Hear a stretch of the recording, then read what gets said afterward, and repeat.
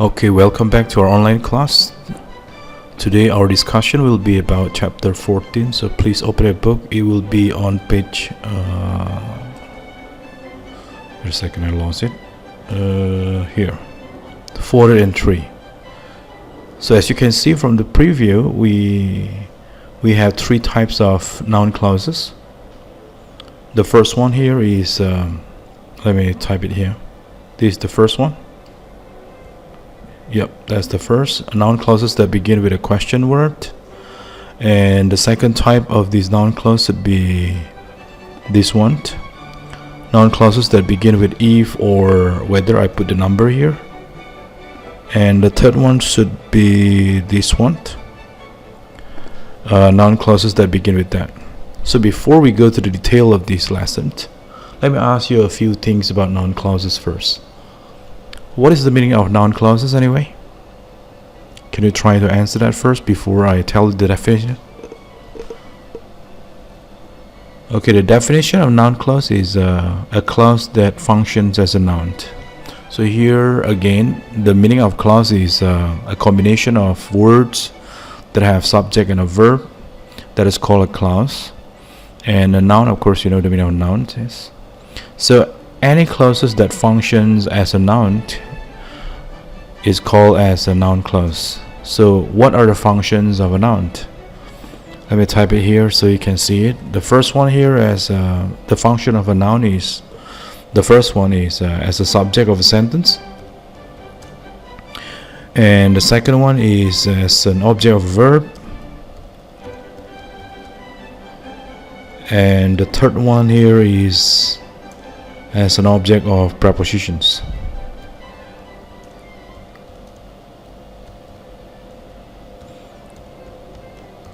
Okay, so we have these three basic functions of a noun. Sorry, this one should be prepositions with O. Okay, so we have these three functions for the noun. And any clauses that function as these three are called as noun clauses. So let's start the first one. Here.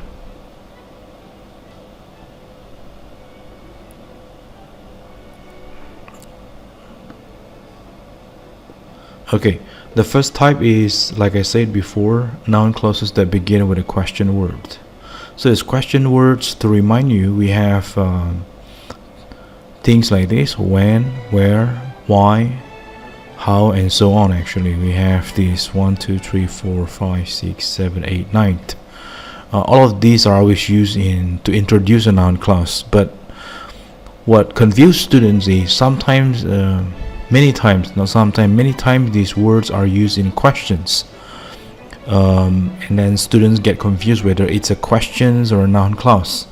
So to know the difference, you can see here in the example A, we have this one: where does he live? This one is a question. You can see that we have the helping verb in front, and we have the subject, and basically the sentence is just an information questions.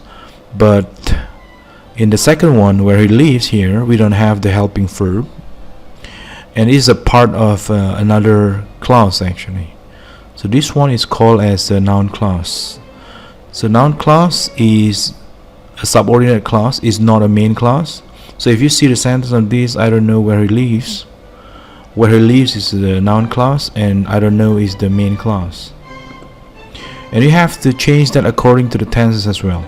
Like in the second one here, when they leave, when you change that into a noun clause, you have to change the tenses as well. You gotta say when they left over here in this side. So you cannot just say it when they leave, because the original sentence actually used simple past tense. And for some question that is asking about subject, you don't have to put a subject anymore. You don't have to invert it as well. You don't have to make it into positive like this one: who came to class.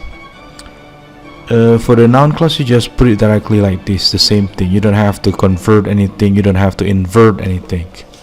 You just put it right away, because it is asking for subject, so we don't have any subjects there. So the connector here functions as a subject as well. Okay, that's the first thing. Let's try to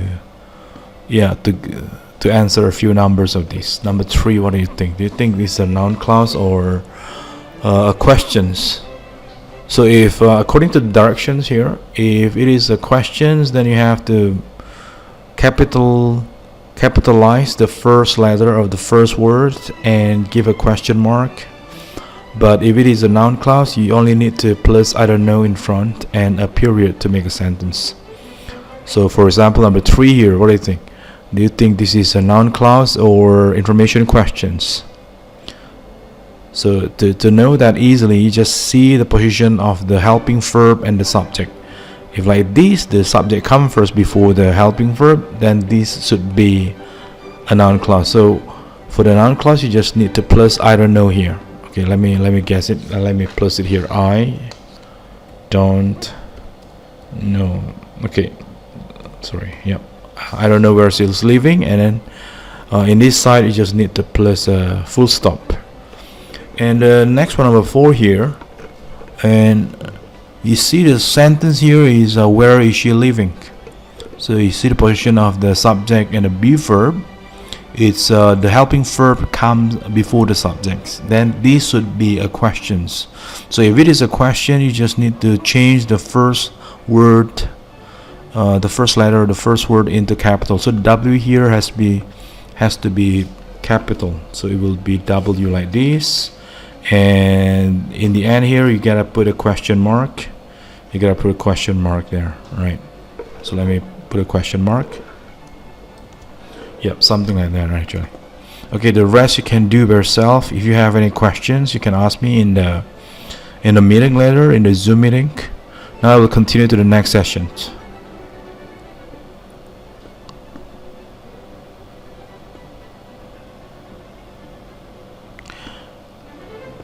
Alright, so here we got exercise 4 as well.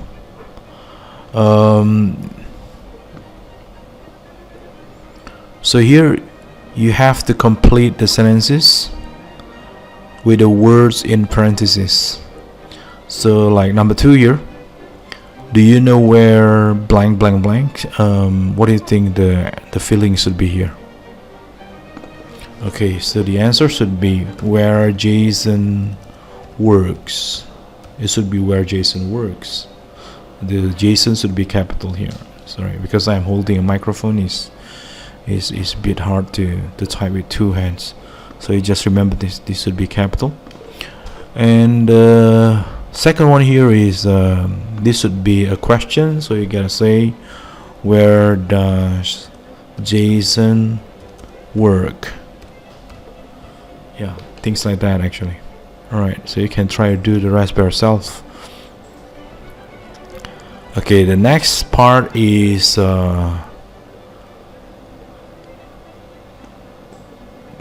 this is almost the same actually, so I will just skip that.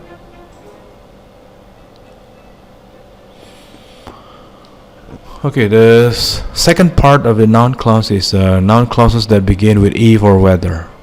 So when you use this one, actually the sense is more to confirmation whether it is a yes or no.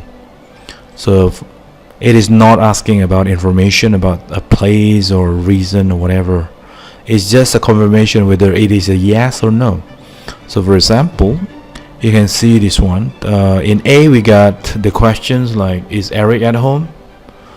Then if you change that into a noun clause, it should be, I don't know if Eric's at home. So you will use if to connect these noun clause with the main clause.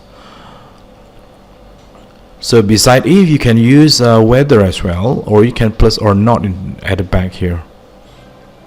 And like the first one, it has to be according to the original tenses in the questions, and the meaning is just the same anyway. So let's see this one. Number 2, are you going to be in your office later today? What? Sorry, I didn't hear you. I need to know.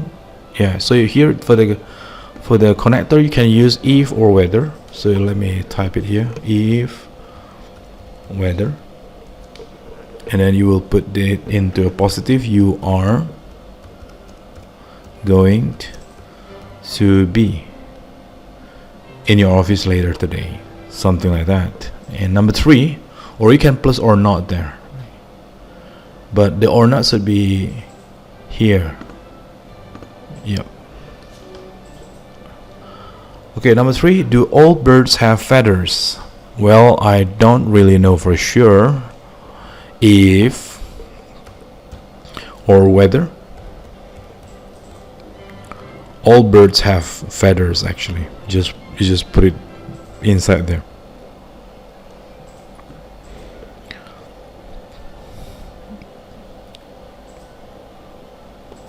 Okay, the third part of this noun clauses is noun clauses that begin with that.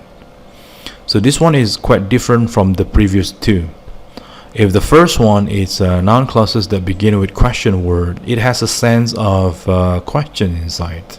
It's questions about place or something else, is informations. And the second part of the noun clause that I just explained was about if or whether. That one is about confirmations, whether it is yes or no. The third one, this one, is different. It's not about confirmations or informations. It is only about statement. It's an opinion about something. Like this one, you can see in example A, I think that Mr. Jones is a good teacher. So I think that Mr. Jones is a good teacher. So that Mr. Jones is a good teacher is not about information. It's not about a question about informations or confirmations. Is just a statement. Actually, it's just a statement. You can put anything here. So if you that's the difference. You see, if I put whether here, the sense is different. So I think even if you put whether there, the sense is not really good. I am thinking, maybe you can say that I'm thinking whether Mr. Jones is a good teacher or not. So if you use whether over there, the sense is like confirmation. Maybe Mr. Jones is a good teacher, maybe he's not. So if you put whether there, but if you put that, it is just a simple statement. It is not about confirmations. Other examples that I always use that here, we can find it in the list. From this part, assume that until think that. And many times actually this word, the connector of that is often omitted.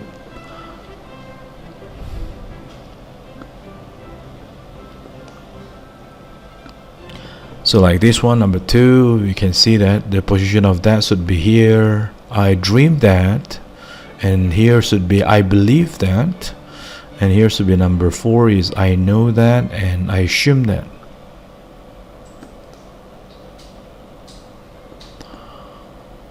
Okay, this is almost the same part actually, but here more examples are given in the adjective part.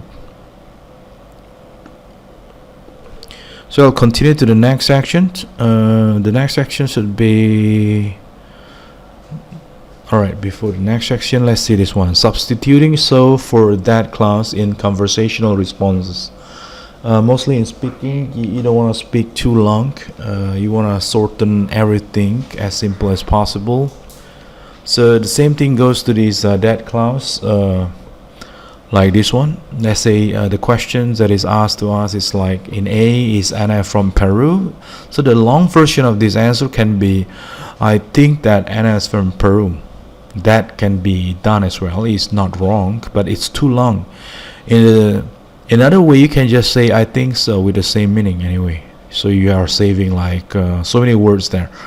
So is Anna from Peru? If you think you have the same opinion, you just say I think so. If you don't have the same opinion, you just say I don't think so. Like in B, does Judy live in Dallas? If you think it is right, so you can say I believe so. And if you don't agree with this, or maybe you don't believe, just say I don't believe so. You don't have to use all of these that clauses there. You know, it's too long anyway. Okay, this one about quoted speech, I will skip it.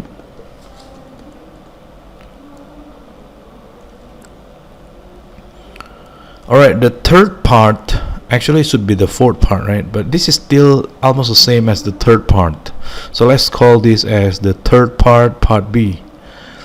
Verb forms in a report speech. So what is report speech actually? Report speech is a statement that was said by somebody else and then we report it to somebody else. So here we also use the connector that. So you can see in A here, quoted, Joe said I feel good, and reported is Joe said he felt good.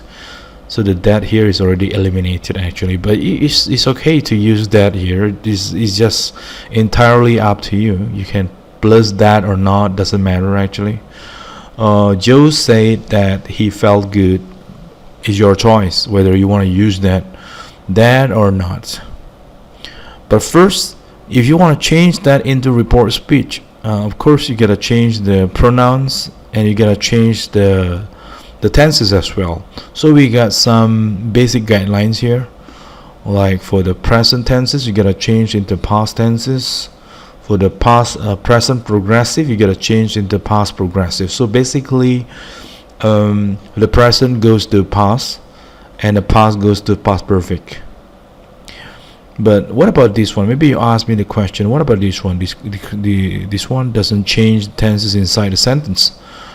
Well, of course, this one is possible as long as it is immediate reporting. So for immediate reporting, what does it mean immediate reporting? Immediate reporting is this. Somebody says that and within maybe around 5 minutes you just report it to somebody else. So it is still very fresh anyway. And the sentence is still very fresh and you don't have to change the tenses.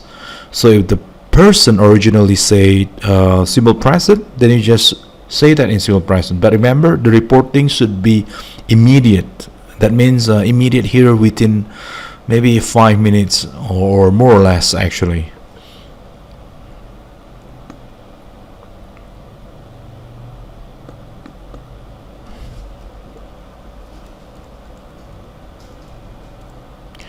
Okay, we got some. This is the last part of the lesson, SS37.